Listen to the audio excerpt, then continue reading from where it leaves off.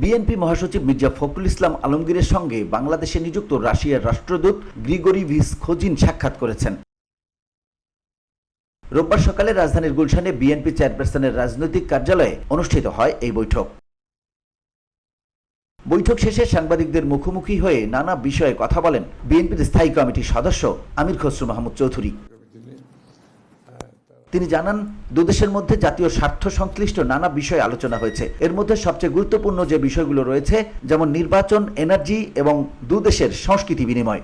দুই দেশের মধ্যে এনার্জি, রাশিয়া তো একটা এনার্জি রিচ কান্ট্রি, সুতরাং এই ক্ষেত্রে আমাদের দুই দেশের মধ্যে কি কোঅপারেশন হতে পারে আগামী দিনে, সেটা আলোচনা হয়েছে।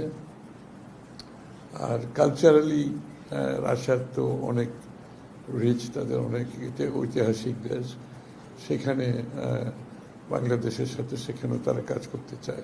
আমির খসরু মোহাম্মদ চৌধুরী জানান, রাশিয়ার রাষ্ট্রদূত জানতে চেয়েছেন বাংলাদেশের নির্বাচন কবে অনুষ্ঠিত হতে পারে। না, তারা জানতে চাচ্ছে নির্বাচন কবে, কত তাড়াতাড়ি হবে। সেটা তো আসলে সবগুলো বিষয় তো এখন একটি নির্বাচিত সরকারের যে সাথে সবাই তো কাজ করতে একটা কমফোর্ট আছে সকলের, তো সেটা সেজন্য তো সকালেই অপেক্ষা করছে, শুধু রাশিয়ান নয়, যাদের সাথে আমাদের বিভিন্ন ইস্যুগুলো আছে, আনরিজলভড আছে কিংবা ভবিষ্যতে হওয়ার সম্ভাবনা আছে। বসুন্ধরা, উত্তরা, বনশ্রী, কুড়িল ও বাড্ডা সহ রাজধানীর বিভিন্ন স্থানে অভিজাত ও অত্যাধুনিক মানের ফ্ল্যাট কেনার এক নির্ভরযোগ্য প্রতিষ্ঠান প্লেজেন্ট প্রপার্টিজ লিমিটেড। তাই আপনার স্বপ্নের আবাসনের জন্য আজই যোগাযোগ করুন। Pleasant Properties Limited, where destiny matches eventually. সেটা সরকারি লেভেলে, বেসরকারি লেভেলে, সব ক্ষেত্রে এগুলো একটা অপেক্ষায় আছে।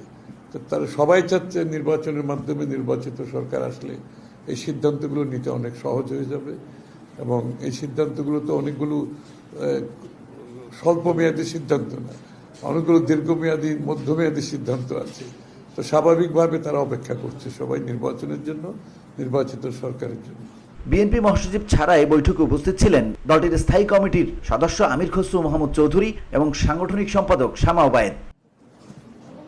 VOD Bangla news desk.